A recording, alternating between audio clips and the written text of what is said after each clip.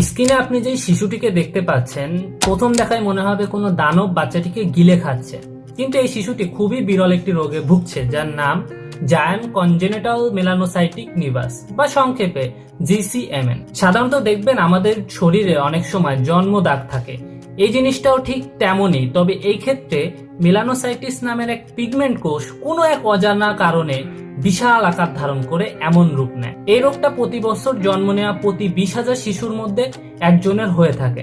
যদি কখনো দেখেন নতুন জন্মানো শিশুর মধ্যে এমন লক্ষণ দেখা গেছে যেখানে এই তিল বা জন্মদাগ আস্তে আস্তে বিশাল আকার ধারণ করতেছে, তবে দ্রুত সময়ের মধ্যে চিকিৎসার ব্যবস্থা করবেন। কখনোই অবহেলা করবেন না, কারণ ঠিক সময় চিকিৎসা নিলে এই রোগ থেকে সেরে ওঠার সম্ভাবনা প্রায় 100%। যেমন স্ক্রিনে দেখানো শিশু মরিয়মের এটি অনেক বেশি ছড়িয়ে পড়ার জন্য দেখে মনে হচ্ছে কোনো দানব তাকে গিলে খাচ্ছে। আমি কমেন্টে আসল প্রতিবেদনের লিঙ্ক দিয়ে দিব, সেখান থেকে দেখে নিতে পারেন। এই